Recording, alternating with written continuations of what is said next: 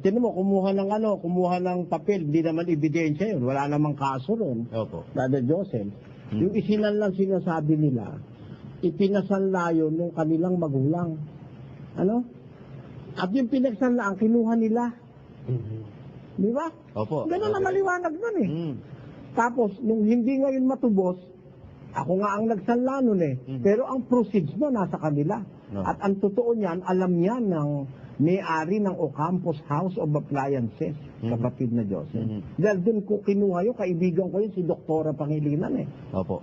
Ha? Diyan nga nasangkot yung ninang mo dahil nung malaman niyang ganun, naawa siya sa akin dahil ba't ako nagkakaganon? Nagigipit ako dahil sa mga kapatid na tinulungan ko.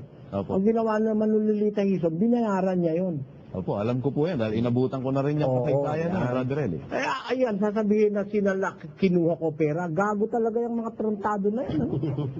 Kinuha ko ng pera. At meron pa sinabi, ito mo, hindi naman nila alam yung pangyayari, dumadaldal, makapanira lang. Ang sagutin mo, katunayan mong huling sugo si Manalo.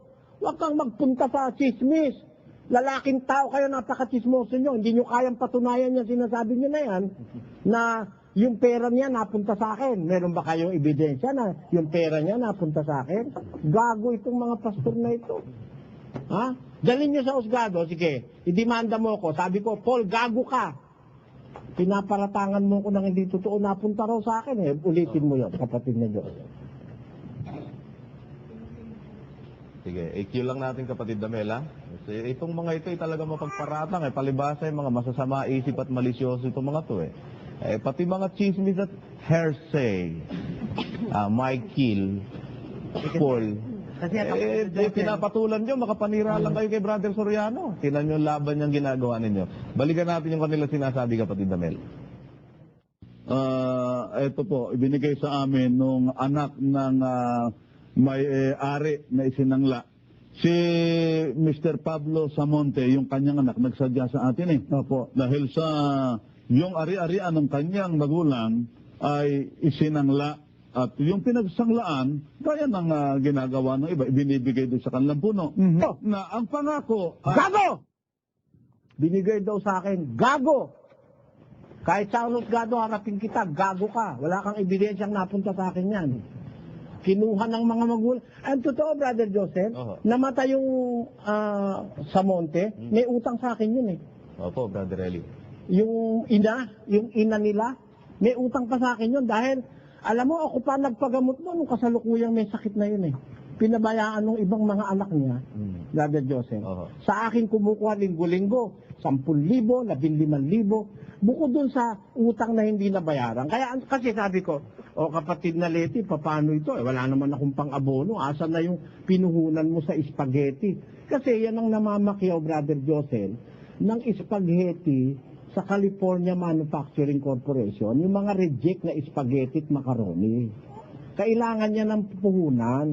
Kaya ang ginawa ko, meron naman akong lupa, Brother Eli, sanla mo, kasi hindi naman niya maisanla dahil mababa pa halaga ng lupa noon dun sa Las Piñas Brother Joseph Liblib pa noon ng Las Piñas noong mga panahon na yun Actually, yan lupa na yan hindi naman pag-aari mismo nung sa monte yan Pag-aari yan ni kapatid na Manuel Bacosa. Alam ko ang istorya niyan lahat, buong buo. Tapos, pinasanla sa akin, pupuhunanin daw sa spaghetti. Kailangan nilang magdeposito ng 100,000 yata, kung 70,000 doon sa California Manufacturing. Para lahat ng reject na spaghetti at mga mayonnaise, makuha nila, Brother Joseph.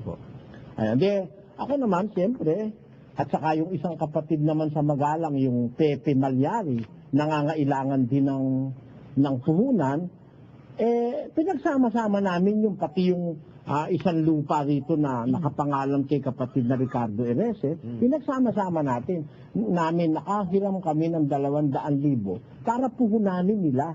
Yung isa pinuhunan sa appliances, yung isa naman pinuhunan sa spaghetti. Ano? At ang isa dyan ay pinuhunan naman ng Noli Dacer, Brother Joseph. Yung 50,000 doon sa 200,000 na nahiram sa loan na isinalay mga lupa. Hindi sila nakakabayad. Natural, sabi ko doon sa matanda, Kapatid na Leti, maririmati ito. Alam niyo naman kako, galit na sa atin yung Lolita Hizon kung ano-ano ng demanda ipinal sa atin nun. Kailangan tubusin natin to. Wala naman silang mailabas na pera. Wala rin naman akong pera. Kaya narimati yun. Biyaan mo na lang ikang marimati, Brother Eli, sabi nung kapatid na Leti. Pero ginawa ko pa rin sa kabila nun, ang lahat ng paraan para yan matubos, kapatid na Joseph. At naghain ako ng mga sa korte para payagan tayong tubusin. Pero ayaw nang ipatubos eh.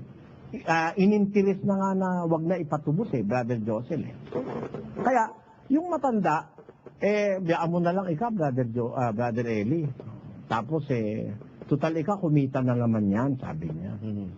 Ngayon, on that occasion, sabi ko, sige, bahala kayo. Sabi ko rin kila kapatid na Rick Irese, paano ito, maririmati ito pag hindi tayo kasi hindi rin naman nakabayad sa akin yung taga-magalang eh. Hindi rin sila nakabigay. Ako pa nga nagpa-interest dyan, Brother Joseph eh. Mind you, pina-interestan ko yan, mahigit 1 taon. Doon sa Ocampos House, Brother Joseph. Hindi naman sila nagbibigay sa akin. Hanggang doon sa Marimati na nga, no?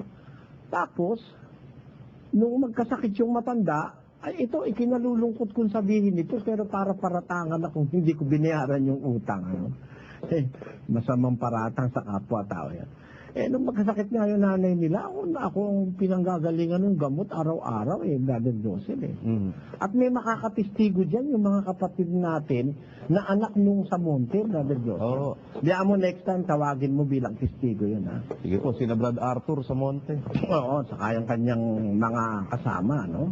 Alam nila ang pangyayari dyan, tapos, paparatangan kami itong mga gagong ito. Gago talaga itong mga pastor ni Manalo na ito, Pati yan, hindi naman kasali sa usapan na yan, hindi naman kasama sa doktrina na yan, ano?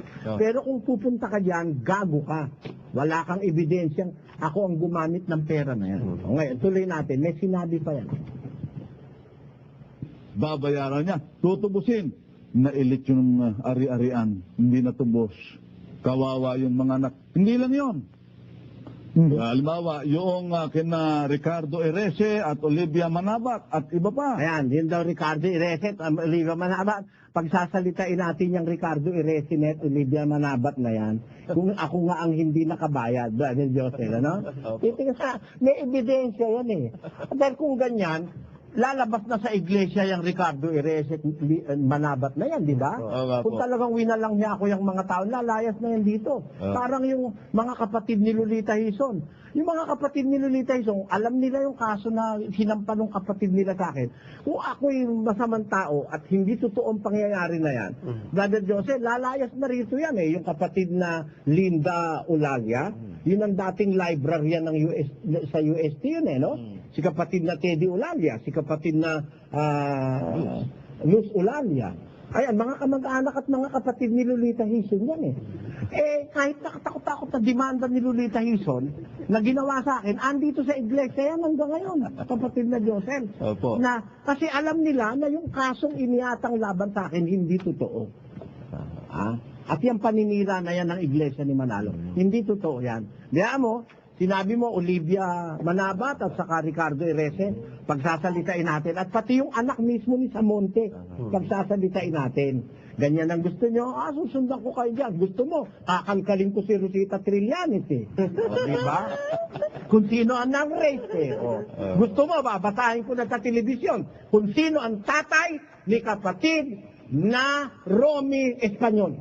Gusto mo, babatahin ko. Yung sulat nung ina ni Romy Espanyol na siya'y ni-rape at ang naging anak nga si Karomi. Kung gusto mo, babatahin ko na yan. Ganyan pala gusto nyo laban. Sige, okay. Call ako dyan. Call ako. Pero yung babanggitin nyo, ilalabas ko sa telebisyon para patunayan, gago ka, Paul. Gago ka. Inuulit ko, Paul. Gago ka. Dahil pinaparatangan mo ko ng hindi totoo. Na ako sa akin napunta ang pera tapos hindi ko binayaran, gago ka. Wala kang ebidensya. Kaya ka gago. Ayon sa diksyonaryo ng UP, ito ang kahulugan ng gago. Ito kapol. Yan. UP Diksyonaryong Pilipino, gaga, babae na mahina ang ulo o walang talino. Gago, kung lalaki. Oh, kita mo, mahina ang ulo mo, wala kang talino. Maglalabas ka ng papeles, wala ka namang ebidensyang ako gumamit ng pera, saka mo ko paparatangan.